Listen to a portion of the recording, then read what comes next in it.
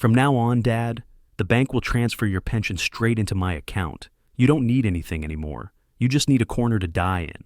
My throat went dry, and I couldn't say a word. But that night, when he opened the refrigerator, he froze, then started screaming. His scream cut through the silence of the house, sharp as a blade slicing through old leather. It was so loud that all the dogs in the neighborhood began barking wildly, as if they sensed disaster coming. My neighbor across the street, Mrs. Patterson, turned on her porch light. I heard Mr. Garcia's gate creak open. The whole neighborhood woke up. Yet I stayed seated in my rocking chair on the back porch, wrapped in the wool blanket Dorothy had knitted 40 years ago, staring at the stars above me. I lost count when the screaming started again. And for the first time in 67 years of living, I smiled because someone was finally screaming because of me.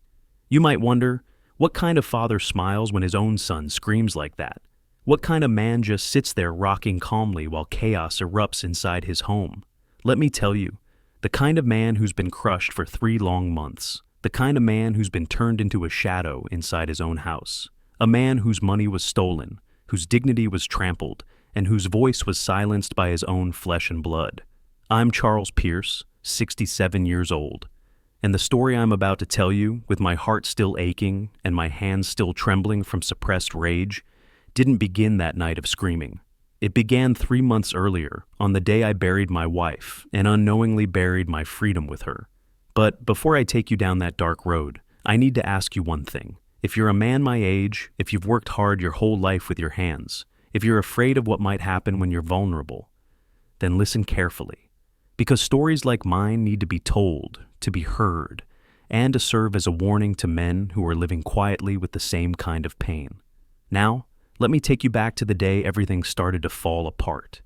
It was a gloomy Thursday morning in July when we lowered the coffin into the ground. The sky was gray and heavy, carrying the grief of every widower on earth.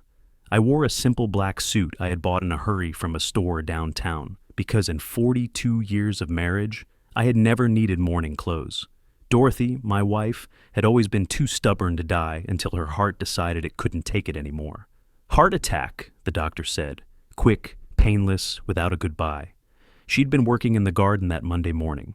When I called her in for lunch, I found her lying among her roses, gardening gloves still on her hands. During the funeral, people came to shake my hand, saying all the familiar phrases. "She's in a better place now. God has his reasons. Stay strong, Charles." I felt torn in two. Part of me grieved deeply for the breakfasts we'd never share again, for the silly arguments over TV, shows, for the faint scent of her perfume still clinging to her pillow. 42 years can't be erased in a single moment. We had taken root in each other, even if sometimes those roots hurt. But the other half of me, the part I feel guilty admitting, felt relieved. Dorothy was a good woman, hard-working, never harsh or cruel, but she was controlling with money. Every dollar in the house was under her watchful eye, as if my 40 years of busting my knuckles at Peterson's auto shop didn't count for much. I was a mechanic, spent 4 decades under the hoods of cars, fixing engines, rebuilding transmissions, coming home with grease under my fingernails and pride in my work. When I retired with a worn-out back and hands that ached every morning, my pension of $2,300 a month went into her account. She'd hand me $600 a month for household expenses and for myself. $600, like pocket money for a teenager. Whenever I wanted new work boots, a fishing rod, or a beer at Murphy's Bar with the guys from the shop, she'd frown. "Do you really need it, Charles? We should save." Save for what? I never knew. The house was paid off. A modest $385,000 place in the suburbs of Dallas that we'd worked 30 years to own free and clear. No debts. But she held on to money like someone guarding water in a desert, afraid one day it would run dry. A working man's savings, built penny by penny, and she guarded it like Fort Knox. When she died, I felt the hollow space she left behind, but also something I'd forgotten, the feeling of being the man of my own house again. The lawyer handling the estate, Mrs. Wilson, a professional woman with silver glasses and the faint scent of expensive perfume, called me to her office 2 weeks after the funeral. She opened a brown folder, her voice businesslike, almost detached. I didn't understand everything, but some numbers made me sit up straight. Our house in the suburbs of Dallas was valued at $385,000, debt-free, mortgage-free. Every payment made over 30 years of hard work. Every overtime shift I'd pulled to keep us ahead of the bills. And the most important detail, Dorothy had put everything in my name in her will, something I hadn't known. "Your wife wanted to make sure you'd be protected," Mrs. Wilson said, adjusting her glasses. She even added a note saying that if your son ever tried to claim your assets, the entire estate would go to charity instead. I froze. Dorothy had never said anything, but now that I thought about it, I remembered how she always avoided giving money to our son, Gregory. She never trusted him, though she never told me why. "There's more," Mrs. Wilson continued. Her savings, life insurance, and retirement funds total $89,000. All yours. I was speechless. $89,000, a house worth nearly $400,000, and a monthly pension of $2,300. For the first time in my life, I was the owner of my own existence. After 40 years of turning wrenches and fixing other people's problems, after 42 years of asking permission for every purchase, I was finally free. I left the office on unsteady legs, my heart pounding not from joy but from the unfamiliar rush of freedom. The strange, thrilling, and slightly terrifying feeling of being able to decide for myself, buy what I wanted, go where I pleased, live how I chose. But I soon learned that freedom is fragile, especially when someone's waiting to steal it from you. That afternoon, I stood in the living room looking at the old furniture, faded curtains, and bulky, outdated TV. I thought about redecorating, about that new leather recliner I'd seen at the furniture store, the one that cost $1,800 with massage functions. After 40 years of fixing cars for other people, maybe it was time to fix up my own place. I smiled at the thought, but my smile faded quickly because just 2 days later, the doorbell rang. When I opened the door, there he was, Gregory, my only son, standing with 2 big suitcases, a backpack, and that crooked smile he always wore when he wanted something. "Hi, Dad," he said, walking in without waiting for an invitation. "I'm staying for a few days. We need to talk." And just like that, with 2 suitcases and 1 fake smile, hell walked into my home. You want to know why he came back? Why now? And what happened when he found out I had money? Stay with me, because the worst is yet to come. Gregory never showed up without a reason. In the past 10 years, he'd visited me maybe 6 times, always in a hurry, always with an excuse. He lived in Houston, just a few hours' drive away. But the distance between us was far greater, an ocean of silence and broken promises. At his mother's funeral, he showed up late. The service had already started when he walked in, wearing a wrinkled shirt and jeans like he'd just rolled out of bed. He didn't cry. He stood at the back with his arms crossed, occasionally glancing at his phone. When it was over, he gave me a half-hearted handshake and said, "If you need anything, call me. I'll stay for a few days to help." But he didn't. The next morning, he was gone, said he had an important job interview. He didn't help me with the paperwork, didn't stay with me through those suffocatingly lonely nights when the house felt too empty and too quiet. Yet 2 weeks later, he came back with luggage in hand. "Jessica kicked me out," he said, tossing his bags on the couch like he still lived there. "We had a big fight. She told me to leave." Jessica was the 3rd woman I'd heard about, though I'd never met any of them. I only knew their names from the blurry photos he sent, and the stories he told when he needed to borrow money. "What about work?" I asked, standing by the door, still holding the handle like I wasn't sure I wanted to let him in. He shrugged, opened the fridge, and drank orange juice straight from the bottle. "Didn't work out. The boss promised $3,200, but the contract said only $1,800. I'm not an idiot. I quit." My stomach sank. I'd heard this story too many times. Gregory always had a reason for being unemployed. The boss was unfair, the pay too low, the hours too long, the company unstable. I wanted to ask, "So what have you been doing for the past 5 months? Why didn't you call me when your mother died?" But I didn't. I already knew the answer. He only remembered me when he needed something. "Do as you like," I said, forcing a smile. "Your room's still the same. The small back room with a single bed, a creaky dresser, and old band posters still stuck to the walls from his teenage years. I'd never taken them down. Maybe deep down, I still hoped he'd come home as the boy he once was, the kid who used to hand me tools in the garage when I worked on our old Chevy. But the man who walked in that day wasn't that boy anymore. He was 38 now, his belly soft, his hair thinning, dark circles under his eyes. He dropped his bags on the floor, fell onto the bed without even taking off his shoes. I just need some time to get back on track, Dad. A few days. A few days turned into a week turned into 2. And me, as always, I let it happen. At first, I was glad to have someone around. The house had felt too empty since Dorothy died. I often woke in the middle of the night, reaching for her before remembering she was gone. That emptiness swallowed me whole. Having Gregory there, the sound of the TV late at night, the smell of reheated food in the kitchen, made me feel less alone, though most of the time he just stayed in his room or sprawled across the couch, watching videos on his phone at a volume that made my head throb.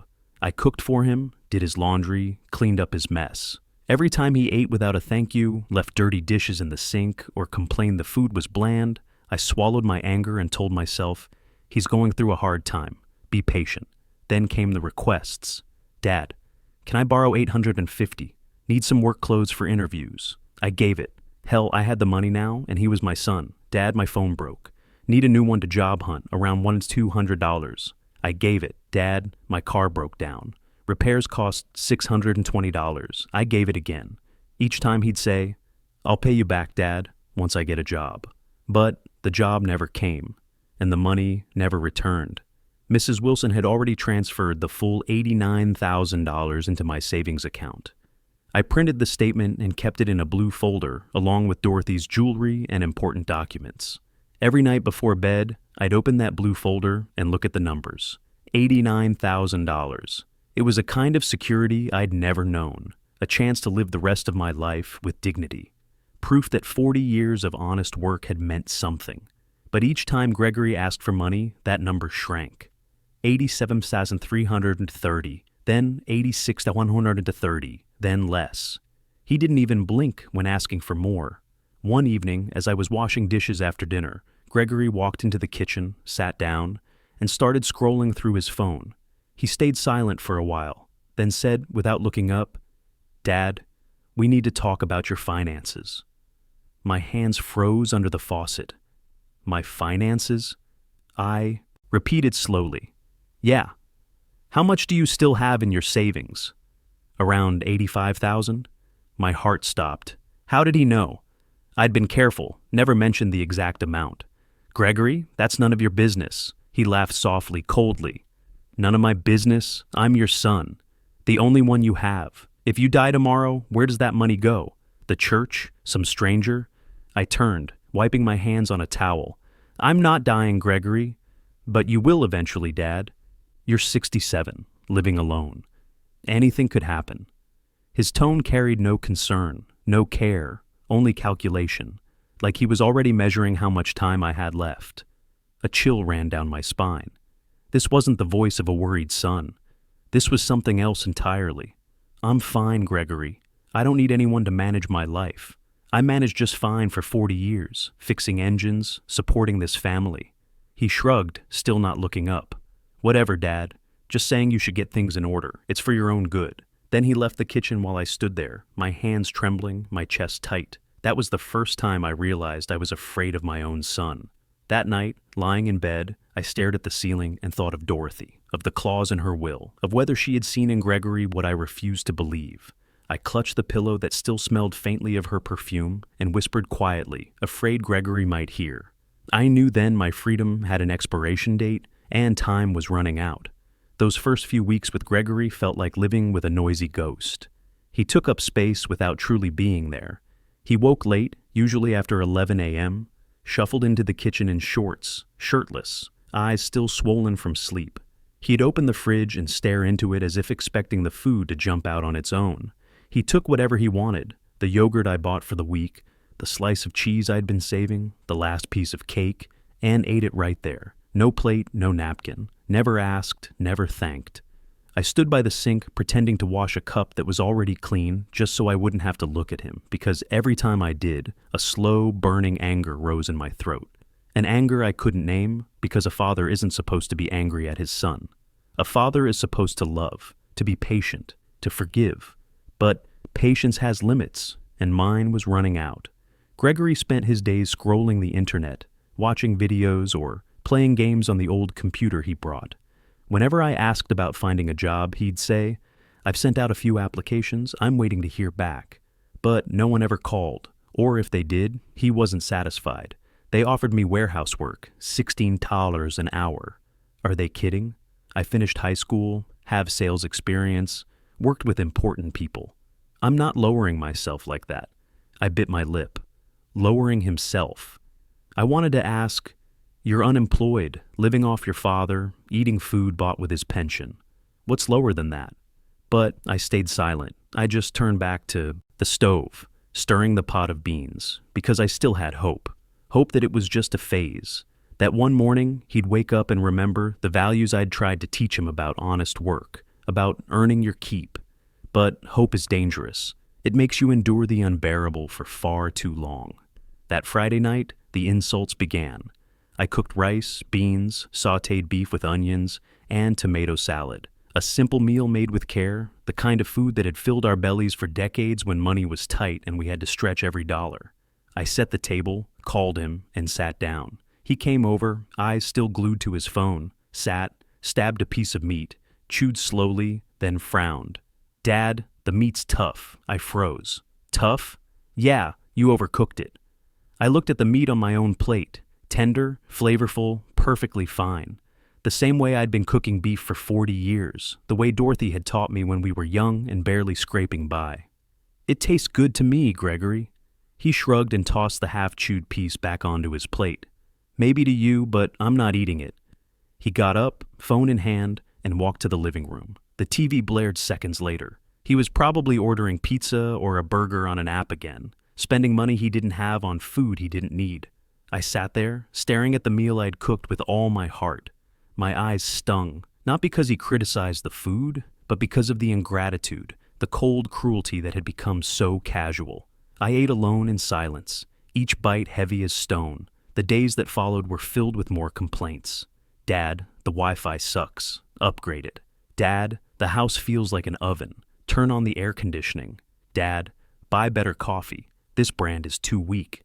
Whenever I tried to explain that I could only afford that Wi-Fi plan on a mechanic's pension, that running the AC all day would spike the power bill beyond what I could handle, that I'd been drinking this coffee for years and it suited me fine, he'd sigh impatiently, as if I were a stubborn child who just didn't understand how the world worked.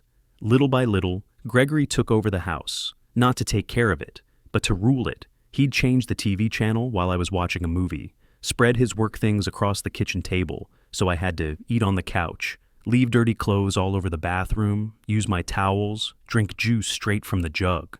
Whenever I gently said something, afraid he'd think I was nagging, he'd reply, "Come on, Dad. This is my house, too." But it wasn't. It was mine. Every board, every nail, every shingle paid for with my sweat and Dorothy's careful saving, and he knew that. One morning, as I was sweeping the porch, my neighbor Mr. Patterson leaned over the fence, his tone curious. "Charles, is Gregory living with you now?" I forced a smile. "Just temporarily. He's getting his life together." He shook his head, eyes knowing. Mr. Patterson was 72, a retired electrician who'd worked as hard as I had, knew what it meant to build, something from nothing. Men near 40 don't get their life together, friend. They get comfortable, and then they stay. My face burned, not because of him, but because he was right. Everyone would think the same, that I was the foolish old man letting his lazy son come back and drain the rest of his life away. "He's my son, Patterson. I can't throw him out." He gave a thin smile. "Fathers never throw their sons out, but sons can throw their fathers away. Remember that." He went back inside, leaving me there holding my broom and a heavy heart. That night, after washing the pile of dishes Gregory had ignored, I went to my room and opened the blue folder. Balance, $82,750. In less than a month, nearly $6,000 had vanished. Interview clothes, gas, computer repairs, back pain medicine. There was always a reason, always an emergency. And me, I always gave in because I was afraid. Afraid he'd leave and never come back. Afraid of being truly alone. Afraid of dying in this house and only being found when the neighbors smelled decay. I was buying my son's presents with my own money, and he took it without an ounce of guilt. I closed the folder, hugged my pillow, and cried myself to sleep. But worse was still coming. A week later, on a Saturday afternoon, Gregory opened my bedroom door without knocking. His face was serious. He dragged the chair from my dresser, sat across from me with his legs spread and his hands on his knees. "Dad, we need to talk seriously." My stomach went cold. "About what?" He took a deep breath, his tone heavy. "About your money, about this house, about the future. You can't keep living like this with no plan, no structure. Now that I'm here, I'll take care of everything." And right then, the abyss opened. I realized I was living with a stranger, and a dangerous one. In life, there are moments when you realize you've lost control. Not loudly, not clearly, but quietly, like sand slipping through your fingers. The more you try to hold on, the faster it falls away. I was living that moment and didn't even know it yet. Gregory sat in front of me on the old creaky chair. His expression was stern, almost paternal, as if about to deliver some great wisdom to a confused child. "You're 67, Dad," he began slowly. "Your memory isn't what it used to be. That's normal." Pain struck my chest. "My memory is fine, Gregory." He gave me a pitying smile, the kind doctors give stubborn patients. "I know you think so, but haven't you noticed you've been forgetting things lately? You left the gas stove on the other day. Last week you left your keys in the door. Older people are easy targets, Dad. Anyone could take advantage of you." I was about to respond, but he continued, not giving me a chance. "In 40 years of fixing cars, I'd never forgotten to turn off a torch, never left tools lying around. My hands might be arthritic now, but my mind was sharp as the day I first picked up a wrench. Now that I'm here, I can help. I'm your son. Let me help you. We'll reorganize your finances, put everything under one plan. You'll feel safer, and so will I." His words sounded reasonable, even gentle, but something was wrong, something vague twisting in my gut.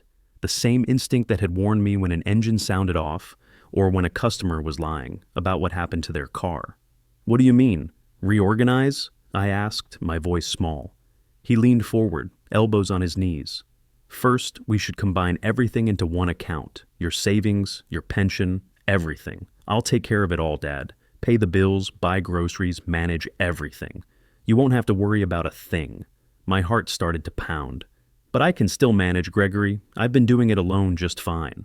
"I know, but it's tiring. You should relax and enjoy your golden years. Let me handle it. Relax and enjoy your golden years." As if I were some senile old man who couldn't balance a checkbook. I'd managed our household finances when Dorothy was too tired, handled the mortgage payments, dealt with contractors when we'd renovated the kitchen.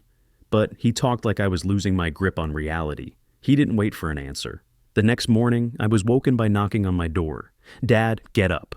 We have to go to the bank." I made an appointment. I was still in my pajamas, blinking at the clock on my nightstand.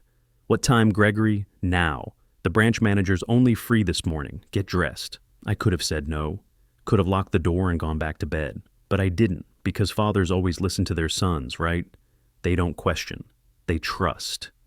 How foolish. At the bank, Gregory led me down the hallway like a child lost in a mall. He gripped my arm, practically pushing me forward. The manager, a man around 30 in a navy blue suit and striped tie, greeted us politely. "Good morning, Mr. Pierce. Your son explained everything. You'd like to give him power of attorney over your account, correct?" My mouth opened, then closed again. I looked at Gregory, who placed a hand on my shoulder. "It's just for convenience, Dad. I'll handle everything so you don't have to go to the bank anymore," the manager added. "With this authorization, he can transfer funds, pay bills, withdraw money, everything on your behalf. It's very common in families, especially when parents get older." Older. The word hit me like a sledgehammer. I wasn't disabled or senile. I was 67, not 90. I still drove, cooked, cleaned. I could still thread a bolt by feel in the dark if I had to. But in that room, everyone looked at me like I was helpless. I need to think about it. Gregory squeezed my shoulder so hard it hurt. "Dad, we're already here. Just sign it." The manager slid the pen across the desk, and I, foolishly, signed. 40 years of honest work, of earning every dollar with my hands, and I handed control over to someone else with a single signature. When we left the bank, Gregory was beaming like he'd just won the lottery. He stopped by a bakery nearby, bought coffee and a Danish, and handed them to me as if we were celebrating. It's all set now, Dad. Everything's organized. You can relax. But I couldn't relax. My throat felt tight, my hands cold, even in the August heat. I wanted to cry, though I didn't know why. Walking back to the car, I felt like I'd just signed away more than banking privileges. I'd signed away my independence, my manhood, everything that said Charles Pierce was still the master of his own house. When we got home, Gregory went straight to his computer. I stood in the kitchen staring out the window at Mr. Patterson working in his yard, wishing I had his courage to speak up when something felt wrong. 2 days later, he walked into the kitchen while I was peeling potatoes for dinner. Leaning against the fridge with his arms crossed, he dropped the bomb. Dad, I talked to the bank. Starting next month, your pension will be deposited directly into my account. It'll be easier that way. The knife slipped from my hand, clattering onto the floor. What? It's better, Dad. I'll pay the bills, buy what we need, take care of everything. You don't need anything except a place to rest. Rest? That word again, but this time it sounded different. Like eraser, like an ending. Like the final whistle at the end of a long shift. Except I wasn't ready to clock out. Gregory, that money is mine. I earned it. He sighed in irritation. I know, Dad, but I'll manage it now. It's for your own good, for my own good. I swallowed hard, wanting to scream, to rip up those papers, to run to the bank and undo everything. But I did nothing. I just stood there gripping the edge of the sink as the world around me collapsed, because I had just given away my freedom to my own son. From that day on, everything changed. Gregory took control of everything. He did the grocery shopping, always choosing the cheapest items and the smallest quantities. When I asked him to buy something, he'd roll his eyes. You don't need that, Dad. We have to save. Save. With my money I'd earned crawling under cars in the Texas heat. Money I'd saved by bringing lunch to work in a brown bag for 40 years instead of eating out with the other guys. He changed the Wi-Fi password and refused to tell me, saying I wasted data watching videos. He started monitoring the electricity, complaining whenever I left the kitchen light on. Electric bills are expensive, Dad. Be careful. I felt like a stranger in my own home. This house that Dorothy and I had bought with a VA loan when we were young, that we'd painted room by room on weekends, that had sheltered us through 4 decades of marriage. Suddenly, I was a guest in it. At the end of the month, he called me into the living room and handed me 4 $100 bills. Here, Dad, your allowance. I looked at the cash in his hand like it was fake money. Allowance? Yeah. $400 for your personal needs.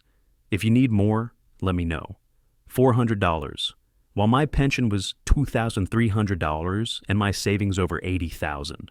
A man who'd worked since he was 16, who'd never taken a handout in his life, reduced to an allowance like a teenager. Gregory, I need more than that. For what, Dad? You don't go out. I cover everything. That's plenty.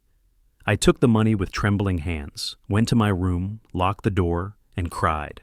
I cried out of anger, humiliation, and fear. I had become a prisoner in my own life. Lying there staring at the ceiling, I thought about Dorothy, my late wife, who used to control our finances, hand me money like a child's allowance, decide what was worth buying. For 42 years, I had dreamed of freedom, and when I finally had it, I handed it over to another person. The only difference was that Dorothy, strict as she was, loved me. We built a life together. But Gregory, he was just using me, and I let him. How could I be so foolish? And would he ever stop? Or was this only the beginning? There's a difference between living and merely existing. I learned that the cruel way. Living is when you wake up with purpose, when you can choose what to eat, what to wear, where to go, when you have a voice in your own house. Existing is when you're just another piece of furniture, taking up space but meaningless. That was me then, a man merely existing in his own home. The first weeks after Gregory took control of the money were a series of small humiliations that built an invisible prison, slowly tightening around me. He controlled everything from the groceries to my daily life. He always bought the cheapest rice, sticky and mushy, beans full of pebbles I had to pick through, my back aching. The cheapest cuts of meat, tough and gristly. Just saving, Dad. You don't eat much anyway. I still had all my teeth, still strong enough to work on engines if I had to, but he talked as if I were too old to chew. One day, I asked him to buy a jar of olives. I had always loved olives, but Dorothy hated them. So, for 42 years, I never bought any. Now that she was gone, I thought I finally could. Olives? Gregory scoffed. That's extravagant, Dad. We can't afford fancy stuff like that. Can't afford it? I said, my voice sharper than usual. Gregory, I have over $80,000 in my account. He looked at me with the same irritated expression adults use with children. You used to, Dad. Now I'm using it wisely for our future. Our future. As if his future were being built on my money. I never got the olives, and after that I stopped asking for anything at all. My friends stopped visiting. Nathan, my closest friend for over 30 years, still called every week, inviting me out for lunch, coffee, or just to talk shop about the old days at Peterson's. But every time I agreed, Gregory came up with an excuse. Dad, it's too hot out right now. Your blood pressure could spike. Rest. Maybe next time. Until one day, he answered the phone himself and said in that soft, caring voice, Hi, Nathan. My dad's not feeling well lately. He's been very tired. When he's better, I'll let you know. Then he hung up. I was sitting less than 10 feet away. I wasn't. Tired. I wasn't sick. I was perfectly fine. Could still change a tire or rebuild a carburetor if someone asked me to. But he decided I was ill, and Nathan believed him, because sons don't lie about their father's health, right? After that, Nathan stopped calling, and I sank deeper into loneliness. Whenever someone knocked, the neighbor Mr. Patterson, the mail carrier, anyone, Gregory was always the one to answer. He had opened the door just a crack, blocking the entrance with his body, and say quickly, My dad's resting. He can't have visitors right now, as if I were disabled, too frail to say hello. I watched from my bedroom window, saw it all, felt the slow burn of anger rise, but I couldn't do anything. I couldn't yell, couldn't push the door open and shout, I'm here, I'm alive, I built this house with my own hands. Because a part of me had already broken, and I didn't know how to fix it. His control didn't stop with the money or the phone calls. He began deciding what I could wear. One morning, I put on my old work shirt, the one with Peterson's Auto Shop embroidered on the pocket. It made me feel like myself again, reminded me of who I used to be. When I walked downstairs, Gregory looked me up and down and smirked. Where are you going, Dad? Nowhere. I just wanted to wear it. He shook his head, scrolling through his phone. Work shirts at your age look pathetic. You should dress more appropriately for a retired man. My face burned with shame. That shirt represented 40 years of honest work, of getting up at 5 a.m. every morning, of earning respect from customers who trusted me with their vehicles. But in Gregory's eyes, it made me look pathetic. I went back upstairs, changed into an old t-shirt, and looked in the mirror again. But I didn't recognize the man staring back. Pale, faded, invisible. Exactly what Gregory wanted me to become. But the worst came when I discovered what he had done with my money. One afternoon, Gregory went out to run errands, leaving his computer open on the table. I was mopping the floor when the screen lit up. Normally I never snooped, but something pulled me closer. On the screen was an email conversation with a building supply seller, confirming an order. Luxury hardwood flooring, premium wall paint, imported fixtures. Total, $8,400. Delivery address, 428 Rose Street, apartment 301. My heart froze. I knew that address. It was a new building in one of the city's most expensive neighborhoods. Gregory had once mentioned he was investing in an apartment there. Investing with my money. I opened his browser history. The more I saw, the tighter my chest grew. Custom furniture invoices, a $700 refrigerator receipt, a $12,000 transfer to an electronics store, and another $16,800 to a construction company. My hands shook so badly I almost dropped the mouse. Over $38,000.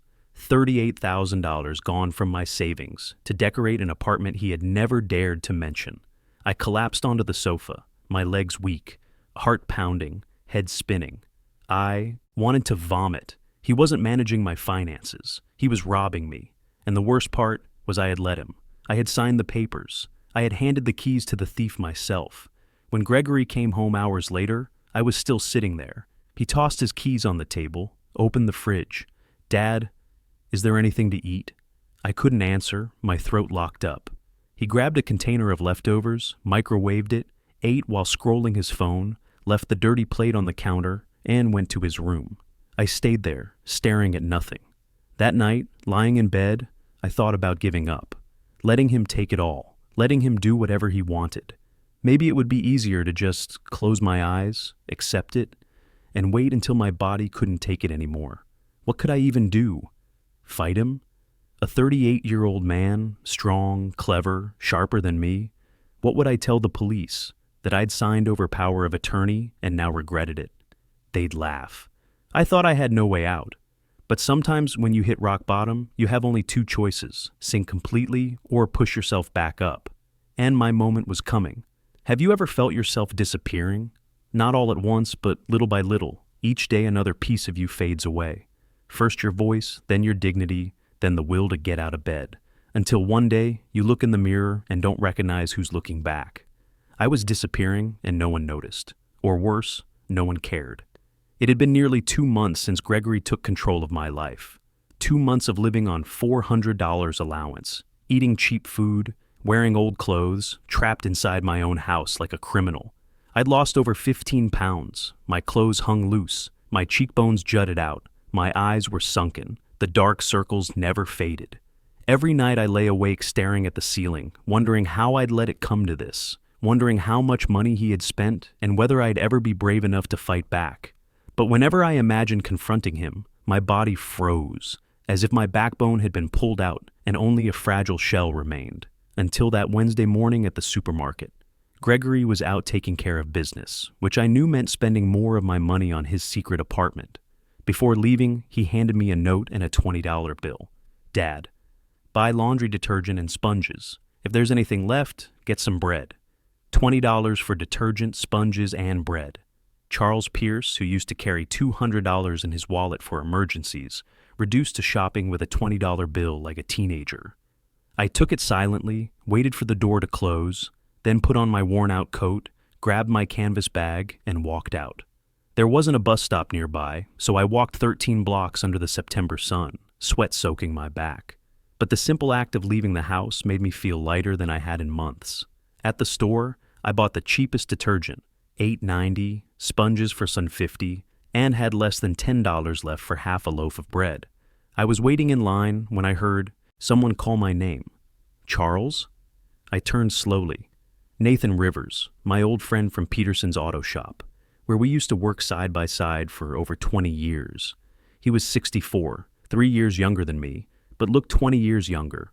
Salt and pepper hair neatly cut, a pressed shirt, new jeans. He pushed a cart full of groceries, fresh fruit, yogurt, cheese, beer, and me with only detergent and sponges. His eyes swept over me from head to toe, his face changing. "Good God, Charles, you've lost so much weight." I forced a smile. "I'm on a diet, a lie. I wasn't dieting. I was starving. Starving for food, for freedom, for the life I used to have." He frowned, lowered his voice. "A diet? You look gaunt. And what's with these clothes? You never went out like this. What's going on?" My eyes stung. I bit my lip, fighting the urge to cry. I couldn't break down in a grocery store. Not Charles Pierce, who used to fix engines with his bare hands, who never showed weakness in front of the other guys at the shop. "I'm fine, Nathan. Just a rough patch." He didn't believe me. He grabbed my hand with the same firm grip I remembered from our days lifting heavy parts together. "We're talking right now." He paid for his groceries, covered my bread too, and pulled me into the cafe across the street. He ordered 2 coffees and a slice of apple pie, pushed it toward me. "Eat." "I'm not hungry." "Eat, Charles, before I have to feed you myself." I picked up the fork and took a small bite. Sweet, soft, cinnamon-flavored. I nearly cried at the taste, something I hadn't felt in months. Real food, made with care, not the cheapest garbage Gregory bought to save pennies on my own money. Nathan crossed his arms, his tone firm. "Now talk, and don't give me any diet nonsense. What's happening?" I wanted to deflect, to lie, but his eyes saw right through me. Nathan had known me for over 30 years, had watched me work through problems under the hood when other mechanics gave up. He'd seen me at my best and my worst, and he wasn't going to let me bullshit him now. So I broke. I told him everything. The power of attorney, the financial control, the $400 allowance, the cheap food, the cut-off friends, the secret apartment, the $38,000 gone. By the time I finished, I was crying, wiping my face with a napkin soaked through with tears. Nathan was silent for a moment, then said, You're housing a parasite, Charles. No, he's my son. No, he's a parasite. And worse, you're letting him feed on you. I looked up, eyes red and swollen. I'm not letting him. I just don't know what to do. He leaned closer, voice calm but firm. You do know. You're just afraid. Afraid of being alone. Afraid he'll leave. So you let him hurt you as long as he stays close. But that's not love, Charles. That's abuse. I broke down again because he was right. I was terrified of being alone. I was terrified that if I fought back, I'd lose my only child forever. But I began to wonder, was he still my son? Or just a stranger wearing his face, destroying me from the inside out? Nathan gripped my shoulder, forcing me to meet his eyes. Listen to me. You don't have to endure abuse just because he's your son. A child who doesn't respect his father doesn't deserve one. Now you have to fight back. But how? I signed the papers, gave him everything. Power of attorney can be revoked. We're going to see a lawyer today. A chill ran through me, a mix of fear and hope. What if he finds out? What if he gets angry? No what ifs, Charles. Do you plan to die slowly in that house? Fade away until there's nothing left but ashes? No, I didn't want that. And for the first time in months, I felt something stir inside me. Not despair, anger. Small but alive, growing like a spark catching on dry kindling. I know a lawyer, Nathan said. His name's Samuel Brooks. He's excellent. His office is downtown. I'm calling him right now. He dialed the number and booked an appointment for an hour later. Samuel's office was small but tidy, smelling faintly of fresh coffee and leather-bound books. He looked about 50 with salt and pepper hair and glasses resting on his chest. His handshake was firm, his smile kind but professional. Nathan explained everything while I handed over the documents I had managed to hide, the copy of the authorization, bank statements, and the notes I'd secretly kept of Gregory's expenses. Samuel read each page carefully, then removed his glasses and looked at me. You're a victim of financial exploitation and abuse, he said. This is a criminal offense. My heart pounded. A crime? Yes. He's been using your money for his own benefit without your consent. Power of attorney doesn't mean permission to steal, but he's my son. So what? His tone was firm, but not harsh. No one has the right to steal from their father. No one. You worked 40 years to earn that money, and he's taking it without permission. For the first time in months, I felt someone stand on my side, that I wasn't crazy, that I wasn't exaggerating. A professional was telling me that what Gregory was doing was wrong, was illegal. What should I do now? Step 1, revoke the authorization immediately. Step 2, file a formal complaint with the police. Step 3, block all his access to your accounts. Step 4, recover what you can through legal action. I turned to Nathan. He smiled and squeezed my hand. Everything's going to be okay, Charles. And for the first time in so long, I truly believed it. The wolf inside me had finally awakened, and it was ready to bite back. My grandfather used to say, "Dogs that bark don't bite." He was right. The dangerous ones are quiet. They wait. I had been screaming silently for months, trapped in an invisible cage. But now I was quiet, a dangerous kind of quiet, because the wolf had awakened, and wolves never warn before they strike. I left Samuel's office with 3 things: a plan, a formal complaint in progress, and something I thought I'd lost forever. Is determination. The same determination that had gotten me through 40 years of honest work, through lean times when Dorothy and I had to choose between paying bills and buying groceries. Charles Pierce was back, and Gregory was about to find out what happened when you cornered a working man with nothing left to lose. Nathan drove me home, talking nonstop. Be smart, move fast, but keep it secret. Don't let him suspect a thing. Pretend nothing's changed. Be the sweet old man he thinks you are. I nodded, looking out the window as we passed familiar streets, old houses, the park where I used to throw a football with Gregory when he was 8 years old. Everything looked the same, except me. When the car stopped in front of my house, Nathan grabbed my hand before I could get out. "Charles, are you sure? Because if you start this and back out halfway, he'll crush you completely." I looked him straight in the eyes and answered firmly, my voice steadier than it had been in years. "I'm sure." Gregory was sitting on the couch when I walked in, a plate of expensive takeout balanced on his lap, the kind of food he bought just for himself while I ate plain rice with eggs. He didn't even look at me, eyes glued to the TV. "Took you long enough, Dad. Did you get the stuff I asked for?" "Yes," I lied. I had left the detergent and sponges at Nathan's house. They're in the kitchen. He muttered something and turned back to his show. I went upstairs, closed the door quietly, and took a deep breath to calm myself. My heart was pounding so hard I could hear it in my throat and temples. I sat on the bed, took out the instruction sheet that Attorney Samuel had given me, read it 3 times until I memorized every step, then tore it into pieces and flushed them down the toilet. No one could know about this. The first step was to revoke the power of attorney, but to do that, I had to go to the bank while Gregory wasn't home. The next morning, he left early, saying he had things to handle and wouldn't be back until afternoon. I waited a few extra minutes just to be sure, then put on my neatest clothes, a touch of cologne, brushed my hair, and looked in the mirror. For the first time in months, I saw a real man again, not a silent shadow. The bank was packed. I took a number and waited nearly 45 minutes before being called. The manager was the same young man in the navy blue suit who had witnessed me sign that stupid paper. He smiled politely. "Good morning, Mr. Pierce. How can I help you today? I'd like to revoke the power of attorney I signed for my son." His smile faded. "Are you sure?" "I'm sure." He typed a few lines, frowned, and said, "Mr. Pierce, your account has had multiple unusual transactions over the past 2 months, totaling over $38,000. I already knew, but hearing it out loud made my chest tighten. That's exactly why I want to revoke it." He handed me a form, asked for 3 signatures, and directed me to get them notarized next door. When I returned, he said, "Your son no longer has access, but I strongly recommend changing all your passwords." I did it.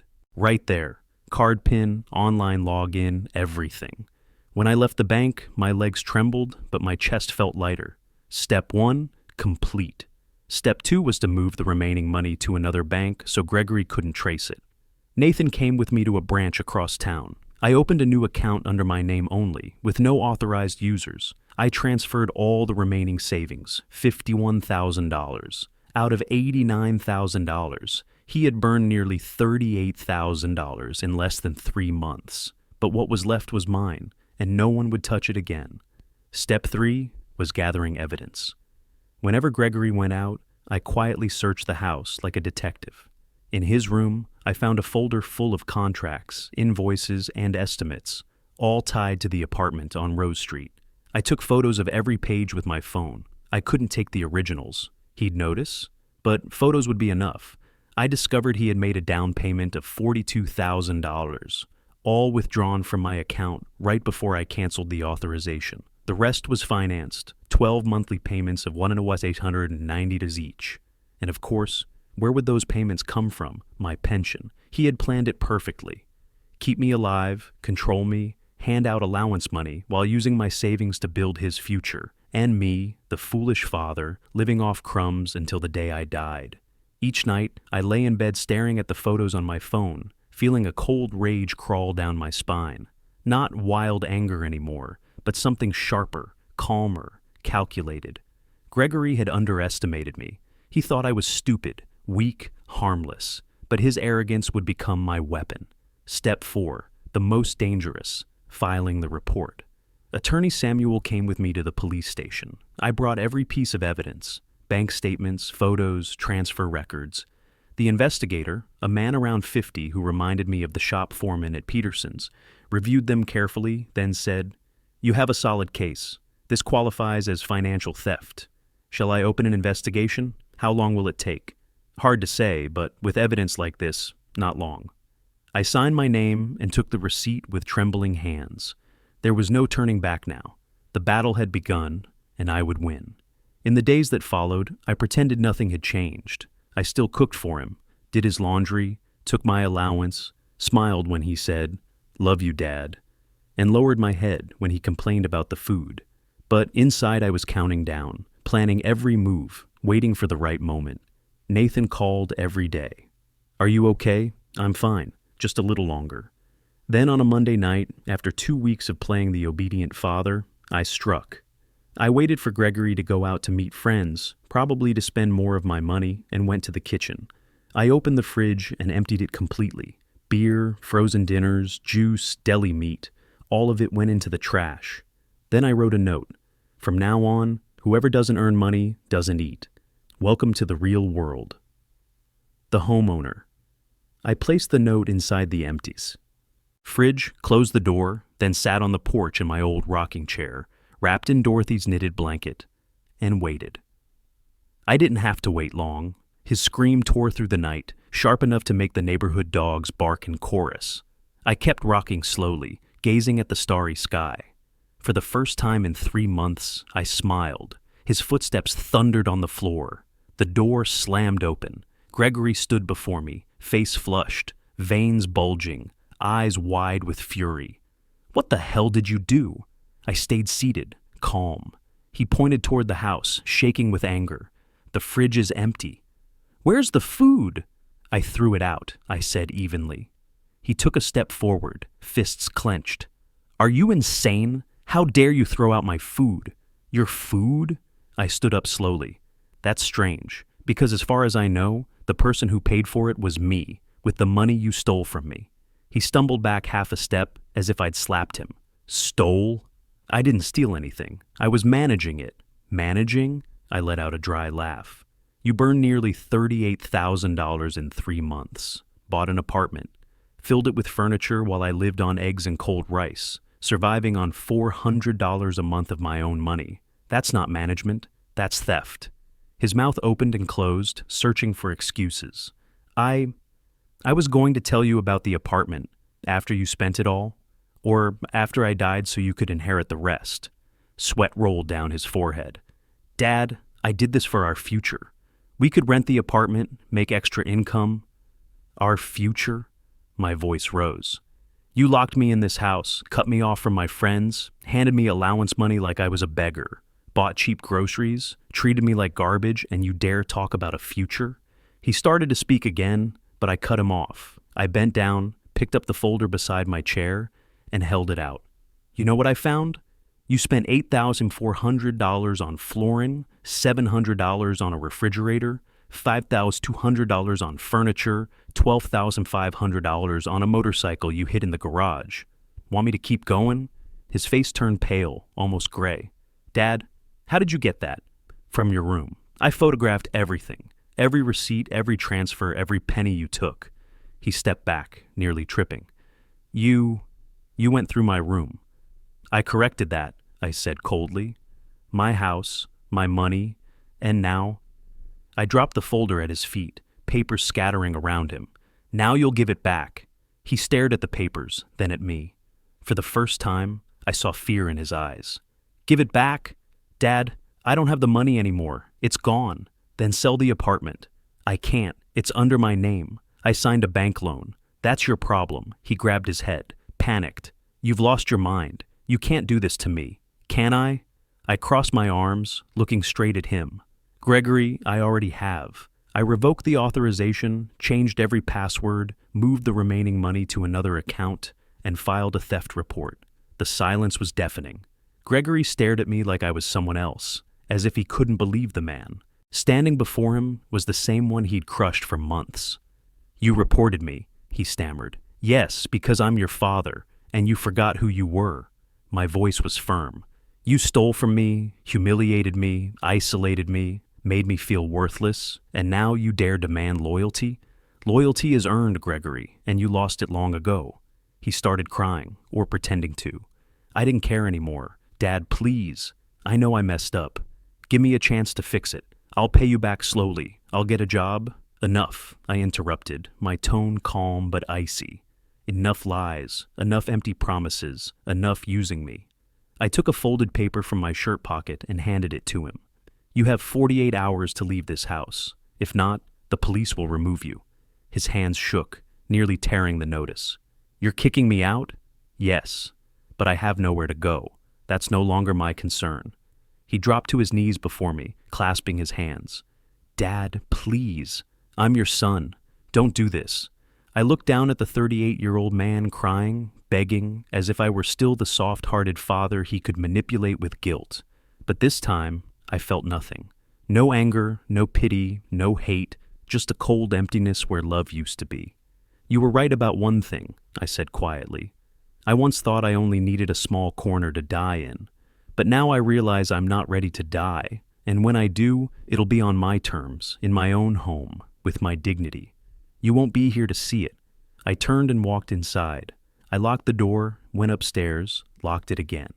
That night, for the first time in months, I slept peacefully. The next morning, when I came downstairs, Gregory was gone. His suitcases were stacked by the door. He left without saying goodbye. 3 days after Gregory left, I got a call from Dorothy's attorney, Mrs. Wilson.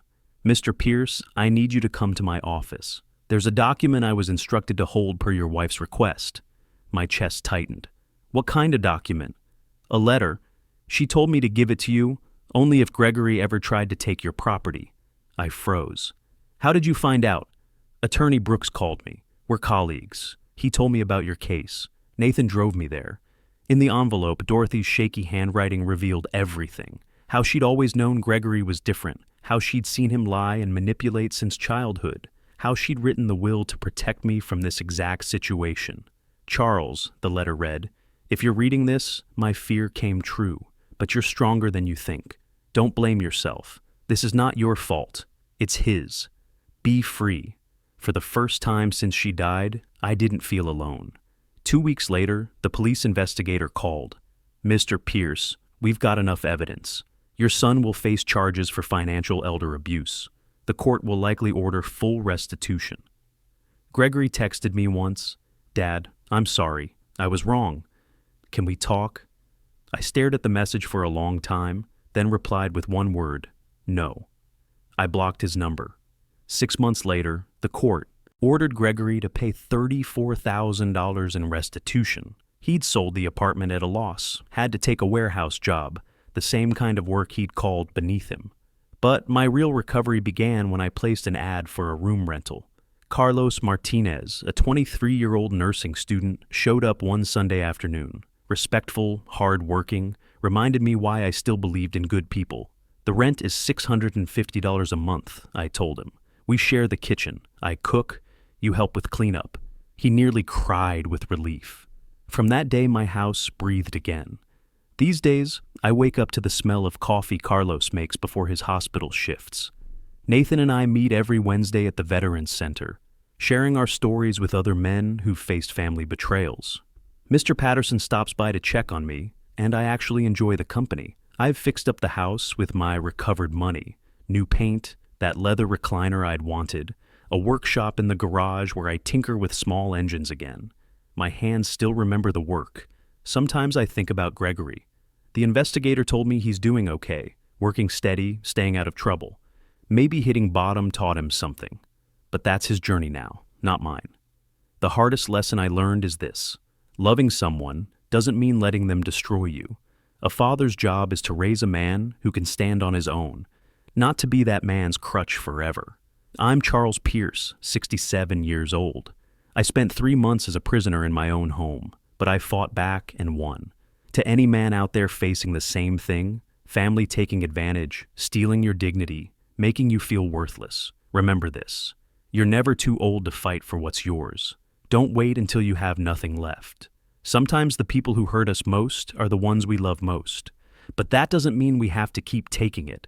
A real man protects what he's worked for, even if he has to protect it from his own blood. I've got my house back, my money back, and most importantly, my self-respect back. And that's worth more than all the savings in the world.